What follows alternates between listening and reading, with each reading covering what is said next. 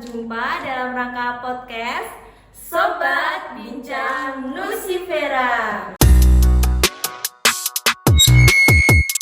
Bersama saya Dia dan rekan saya Dedi. Kali ini kita kedatangan sosok seorang perawat nih. Siapa tuh Kak? Aduh nggak tahu nih Kak, apa kita spill aja ya ke penonton? Oke, kita spill narasumber kita hari ini. Saya Rahayu, saya Salwa.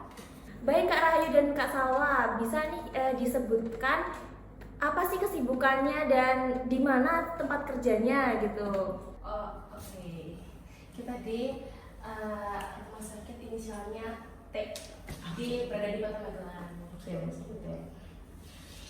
Terus kan kakak-kakak ini tuh yang ada dalam video viral kan Kak?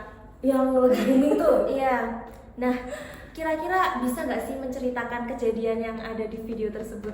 Boleh nggak kira-kira kalau diceritakan ke teman-teman sekalian? Nggak apa-apa nih, beneran nggak apa-apa. Gimana ya? Ya karena diundang untuk sharing, jadi ya boleh. Dari rumah pada penasaran soalnya kebanyakan yang masuk. Kak, tanyain dong, undang dong yang di rumah sakit itu, rumah sakit T. Wah, bener tuh Kak. Oke, jadi dari aku ya cerita ya. Jadi waktu itu saya ini lagi bekerja di shift kan, terus tiba-tiba saya ingat nih ada sosok bidan, ya temen lah, tapi nggak terlalu dekat juga sama kita berdua. Tapi dia nggak gerak-geriknya tuh aneh gitu loh, dan aku langsung seketika tuh, dan pelayanan yang dia kasih itu beda banget sama ini etika dan hukum kebidanan. Kan di sisi lain saya juga agak belajar tentang itulah ya. Karena sesama dengan rekan sejawat ya Iya, Kak. betul banget. Kak boleh kasih tahu detail anehnya tuh gimana ya? Soalnya di berita juga dikasih apa namanya? Lainnya cuma umum doang. Nah kita nih penasaran nih sama pemirsa di rumah. Oh, jadi kayak anehnya tuh dia melakukan pelayanannya tuh tidak sesuai gitu loh. Jadi kayak loh, yang seharusnya yang dikasih A, tapi kenapa jadi B? Dan itu aku nggak mau langsung menegurnya karena aku takut kan, karena posisi kita ini kan perawat ya, takutnya beda. Tapi ya aku cuma kata aja, terus aku langsung manggil si Rahayu ini untuk saya. Baik Kak, itu tadi kan sudut pandang dari Kak Salwa nih. Nah, kalau Kak Rahayu sendiri nih gimana sih sudut pandangnya? Jadi waktu itu kan kebetulan saya itu asistennya si bidan itu ya, perawatnya itu saya. Iya, jadi saya tuh tahu betul gimana kondisi pasien. Pas awal-awal tuh pasien tuh kondisinya tuh normal, tapi pas mau menjelang persalinan dia itu hipertensi atau tekanan darahnya itu tinggi. Jadi kan harusnya tuh nggak boleh kan, kalau menurut etika dan hukumnya itu nggak boleh kan bidan nanganin persalinan normal. Oh, apa namanya? Preeklamsi nggak sih? Ya, sebenarnya itu kan bidan nggak boleh ya, tapi si bidan ini tuh tetap maksa gitu loh buat persalinan normal, kayak ya eman-eman gitu kalau dikasihkan ke yang lain kan. Berarti ini tuh bisa kita sebut sebagai malpraktik ya Kak? Tapi kok berani banget ya? Secara kan udah bidan loh, Iya. udah bidan Iya, kan? makanya jadi saya juga makanya saya tuh kan kaget. Saya kan baca keterangan, saya kan perawat ya, saya ada keterangan pasien-pasiennya. Loh, ini pasien saya ini ada hipertensinya, tapi kok lari normal, makanya itulah saya melihat Oke, jadi ternyata Kak Rahayu ini sebagai asisten si bidan Oh, asisten si bidan. yang melakukan malpraktik tersebut. Saksi mata nggak sih? Iya. Berarti tahu pasti dong kejadiannya gimana dan yang bidan melakukan malpraktik tersebut. Lalu menurut hukum nih, kira-kira malpraktik itu apa Kak? Oke, jadi malpraktik itu tindakan yang dilakukan oleh tenaga kesehatan itu tuh tidak sesuai standarnya, jadi bisa nyebabin pasiennya itu cedera gitu. Iya, dan itu juga ada pasalnya, itu di pasal 46 nomor 36 tahun 2014 itu tentang tenaga kesehatan.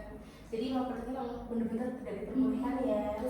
Berarti perlu digarisbawahi nih ya, malpraktik itu melanggar Undang-Undang Pasal 46 Nomor 36. Oke. 2014.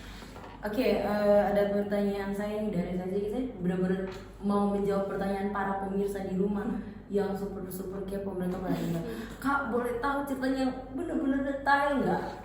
Kira-kira Kak Rahayu atau Kak Salwa berkenan share dikit, sedikit? Jadi waktu saya selesai bantu bidan itu buat nanganin pasiennya, saya tuh langsung bilang diri nih sama kak saya. Ternyata plot twistnya dia itu juga ngeliat gimana bidan itu nanganin pasiennya. Terus kita ya maju mundur gitu loh. Iya, aku sih kayak ih gimana sih kok bisa gini-gini sih, kan asistennya aku bilang gitu kan. Terus katanya aku juga ngerasain hal yang janggal, kata si Rahayu sendiri. Terus aku bilang gimana kalau ngelakuin aja nggak sih, ini takutnya mau praktik dan lainnya, takutnya citra buruk ke rumah sakitnya kan. Jadinya kayak akhirnya maju mundur, akhirnya berani nekat, ya udah mana ya bidannya juga bidan senior, jadi kayak gimana ya senior. jadi kayak bidan senior tapi kayak gitu, kayak tanda kutip nggak sih, jadi kayak ya Tapi salut banget loh, berani banget ngelaporin gak sih? Kita apresiasi sih, apresiasi. Kalau kira-kira nih Kak, teman-teman di rumah sakit yang lain itu reaksinya gimana? Iya, kan sejauh yang lain gimana?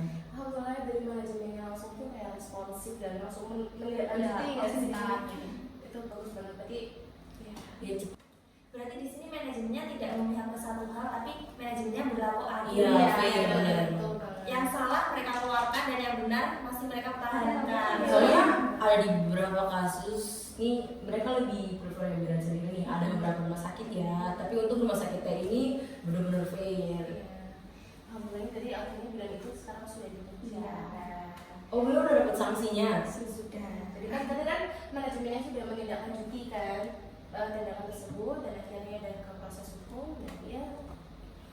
Kita udah dengar cerita langsung dari saksi mata nih, ada Kak Rahayu dan Kak Salwa. Intinya gini nih teman-teman, kalau ada masalah dalam rumah sakit tuh, apalagi sama teman-teman sejauh tuh jangan ditutup-tutupin ya, soalnya hidup kita nih berhubungan sama pasien nggak sih, berhubungan sama manusia juga kan. Betul banget, dan nyawa sih ya. Apalagi kalau seorang bidan itu langsung 2 nyawa kan. Iya. Dan anak gitu. Jadi sesuai apa yang disampaikan Kak Salwa tadi, UU 46 nomor 3 ya, tahun 2014 kan, kita nggak boleh melakukan pelanggaran etik yang meskipun kita udah tahu tapi kita lakuin lagi, apakah itu suatu hal yang benar enggak kan? Enggak. Dan pasti akan berakhir di bui teman-teman. Lalu nih, semisal nih ada yang nonton kita sama rekan sejawat. Nah, mereka juga mengalami hal yang sama seperti Kak Salwa dan Kak Rahayu. Mereka melihat seniornya mungkin melakukan malpraktik juga. Mereka nggak bisa loh, Ya, mereka tertekan, mereka mendapat tekanan yang lebih, mereka nggak bisa mengadukan ke pihak yang lebih tinggi mungkin. Nah, kira-kira gimana sih Kak menurut kakak-kakak semua untuk mengatasi hal itu agar teman-teman yang menonton juga berani dan speak up. Ini dari Kak Rahayu dulu kali ya. Kalau kata aku sih ya beraniin diri aja ya. Ngapain takut, kan kita benar gitu loh. Saat kita benar dan kita tahu nilai-nilainya, tahu ada bukti juga, laporin aja. Kan ya Allah, kan kasihan dedenya juga, kasihan ibunya, apalagi keluarganya menunggu. Jadinya ya kenapa sampai sih satset ya gitu kan. Dan semisal pun nanti resikonya mungkin yang atas lebih memihak ke bidan senior, bidan senior yang lain atau malpraktik, mungkin kakak-kakaknya kita kan dikeluarkan dari rumah sakit tersebut, tapi pasti rumah sakit yang lain kan masih menerima kakaknya kan, masih menerima yang baik. Yang penting kan udah melakukan kebenaran kan. Kan udah jujur. Orang jujur pahalanya banyak. Oke teman-teman, kita udah berada di akhir acara podcast kita pada hari ini, dan aku sama kalian pribadi mau ucapin terima kasih buat guest kita hari ini, Kak Salwa dan Kak Rahayu. Semoga banyak Kak. ya lancar terus dalam setiap tanggung jawabnya sebagai seorang tenaga kesehatan nih. Dan ini juga bisa menjadi contoh bagi rekan-rekan sejawat yang menonton podcast kita, bahwa kita perlu menegakkan kebenaran karena kita menyangkut 2 nyawa, apalagi bidan menyangkut 2 nyawa, nyawa ibu dan nyawa bayi.